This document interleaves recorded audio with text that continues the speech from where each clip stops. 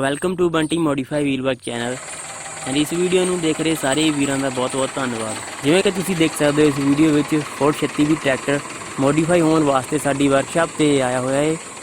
And ਇਹ ਹੈਗਾ ਜੀ 1996 ਮਾਡਲ। ਤੁਸੀਂ ਇਸ ਦੀ ਕੰਡੀਸ਼ਨ ਦੇਖ ਸਕਦੇ ਹੋ ਐਂਡ 3 ਸਾਲ ਤੋਂ ਬਾਅਦ ਇਹ ਟਰੈਕਟਰ ਨੂੰ ਸਟਾਰਟ ਕੀਤਾ ਹੈ, ਇਸ ਕਰਕੇ ਇਹਦੇ ਇੰਜਨ ਵਿੱਚੋਂ ਬਹੁਤ ਸਾਰੀਆਂ ਲੀਕਿੰਗ ਵਗੈਰਾ ਹੋ ਰਹੀਆਂ ਹੈ।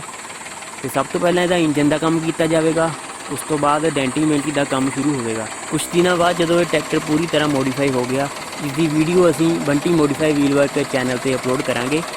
ਐਂਡ ਇਸ ਦੇ ਲਈ ਤੁਸੀਂ ਇਸ ਚੈਨਲ ਨੂੰ ਸਬਸਕ੍ਰਾਈਬ ਕਰੋ ਐਂਡ ਬੈਲ ਆਈਕਨ ਨੂੰ ਪ੍ਰੈਸ ਕਰ ਲਓ ਤਾਂ ਕਿ ਹਰੇਕ ਵੀਡੀਓ ਦਾ ਨੋਟੀਫਿਕੇਸ਼ਨ ਤੁਹਾਨੂੰ ਸਭ ਤੋਂ ਪਹਿਲਾਂ ਮਿਲ ਸਕੇ। ਕਿਸੇ ਵੀ ਤਰ੍ਹਾਂ ਦੀ ਟਰੈਕਟਰ ਨਾਲ ਰਿਲੇਟਡ ਜਾਣਕਾਰੀ ਲੈਣ ਲਈ ਤੁਸੀਂ ਸਾਨੂੰ ਨੀਚੇ ਕਮੈਂਟ ਕਰ ਸਕਦੇ ਹੋ ਤੇ ਜੇਕਰ ਕੋਈ ਤੁਹਾਡੇ ਕੋਲ ਕੋਈ ਮੋਡੀਫਿਕੇਸ਼ਨ ਦਾ ਆਈਡੀਆ ਹੈ ਤਾਂ ਤੁਸੀਂ ਸਾਡੇ ਨਾਲ ਸ਼ੇਅਰ ਕਰ ਸਕਦੇ ਹੋ, ਜਿਸ ਨਾਲ ਕਿ ਅਸੀਂ ਹੋਰ ਇੰਪਰੂਵਮੈਂਟ ਕਰ ਸਕੀਏ ਆਪਣੇ ਕੰਮ ਦੇ ਵਿੱਚ। ਜੇਕਰ ਤੁਸੀਂ ਵੀ ਕਿਸੇ ਨਵੇਂ ਜਾਂ ਪੁਰਾਣੇ ਟਰੈਕਟਰ ਦੀ ਮੋਡੀਫਿਕੇਸ਼ਨ ਕਰਾਉਣਾ ਚਾਹੁੰਦੇ ਹੋ, ਜਿਵੇਂ ਕਿ ਡੈਂਟਿੰਗ ਪੇਂਟਿੰਗ, ਇੰਜਨ ਰੈਸਟੋਰੇਸ਼ਨ, ਇੰਜਨ ਵਿੱਚ ਟਰਬੋ ਫਿਟਿੰਗ ਕਰਾਉਣਾ ਹੋਵੇ ਜਾਂ ਪਾਵਰ ਸਟੀਅਰਿੰਗ ਕਰਾਉਣਾ ਹੋਵੇ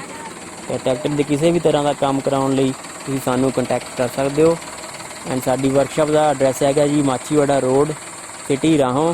ਡਿਸਟ੍ਰਿਕਟ ਨਵਾਂਸ਼ਹਿਰ, ਸਟੇਟ ਪੰਜਾਬ। ਜਿੱਦਾਂ ਹੀ ਇਹ ਟਰੈਕਟਰ ਤਿਆਰ ਹੁੰਦਾ ਆ ਇਹਦੀ ਵੀਡੀਓ ਅਸੀਂ ਅਪਲੋਡ ਕਰਾਂਗੇ ਤੇ ਤੁਸੀਂ ਕੰਪੈਰੀਜ਼ਨ ਕਰਕੇ ਦੱਸਿਓ ਏਜੰਸੀ ਦੇ ਟਰੈਕਟਰ ਨਾਲ ਤੇ ਸਾਡਾ ਤਿਆਰ ਕੀਤਾ ਹੋਇਆ ਟਰੈਕਟਰ ਤੇ ਕਿਹੜਾ ਦੋਨਾਂ ਵਿੱਚੋਂ ਬੈਸਟ ਹੋਏਗਾ ਤੇ ਸਾਨੂੰ ਕਮੈਂਟ ਵਿੱਚ ਜ਼ਰੂਰ ਦੱਸਿਓ। ਵੀਡੀਓ ਦੇਖਣ ਲਈ ਸਾਰੇ ਵੀਰਾਂ ਦਾ ਬਹੁਤ ਧੰਨਵਾਦ।